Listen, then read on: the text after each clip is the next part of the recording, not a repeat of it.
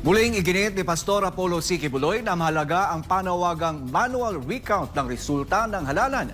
Hindi para sa kanya kundi para sa mga Pilipinong gumugol ng panahon para marinig ang kanilang boses na naghahangad ng tunay na pagbabago. Narito ang balita ni Hannah Jane Sancho. Hindi matatawaran ang mga ulat ng aberya at problema sa pagboto sa nakaraang halalan. Kabilang dito ang mga hindi binabasang balota, hindi tugmang pangalan ng mga ibinoto at maging ang pagtagas ng tinta mula sa pang-shade na ginamit sa balota. Ang lahat ng ito ay mga insidente na nagdulot ng matinding pangamba sa kredibilidad ng resulta ng eleksyon. Kabilang sa mga nakaranas ng problema ay si Atty. Raul Lambino, isang senatorial candidate na mismo ay nagkaroon ng aberya sa kanyang pagboto. Ako ay talagang biktima nitong hindi maayos na sistemang pinaiiral sa pagboto. Lalong-lalo na itong tinatawag nilang automated counting machine na ito ay napaka-depektibo talaga at sa dinami-dami ng mga butante at dinami-dami ng mga kandidato sa aking panataon na yung aking balota, yung aking sinaksak doon sa ACM ay 2 beses ayaw tanggapin.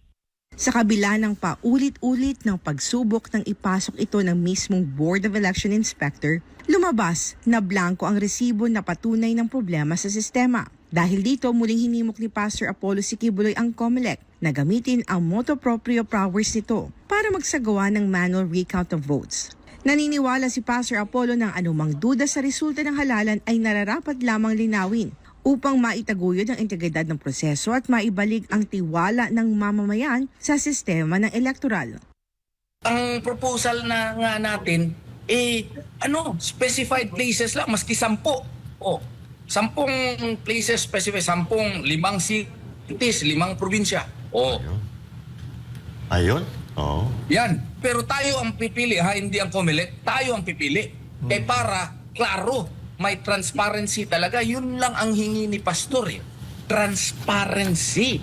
Because we owe it to the people that the Commission on Elections should be transparent in its processes. Ayon kay Atty. Israelito Torreon, tagapagsalita ni Pastor Apollo C. Quiboloy, hindi lamang ito panawagan, kundi isang hamon sa COMELEC para patunayan ang kanilang mandato na protektahan ang sagradong boto ng bawat Pilipino. It is the only agency empowered by the 1987 Constitution to administer and supervise the election of our Republic of the Philippines. And since there is grave doubt insofar as to its integrity is concerned, then they should correct the doubt. They should institute measures on its own so that the doubt of the people will be erased or at least minimized. Binigyan din ito riyon na ang panawagan para sa manual recount ay hindi lang naman para sa kapakanan ng ilang kandidato, kundi para sa mga Pilipinong nagnanais na malinis at mapagkakatiwala ang eleksyon.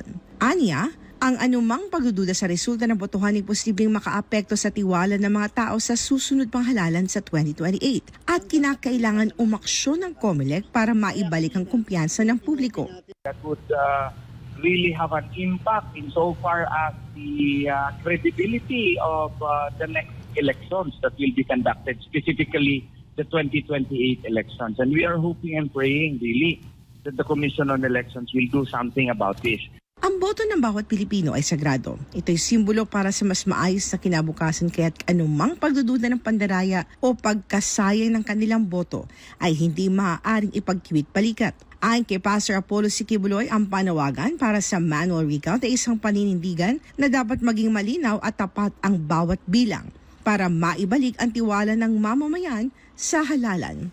Para sa Diyos at Pilipinas kumahal, ito si Hannah Jane Sancho, SMNI News.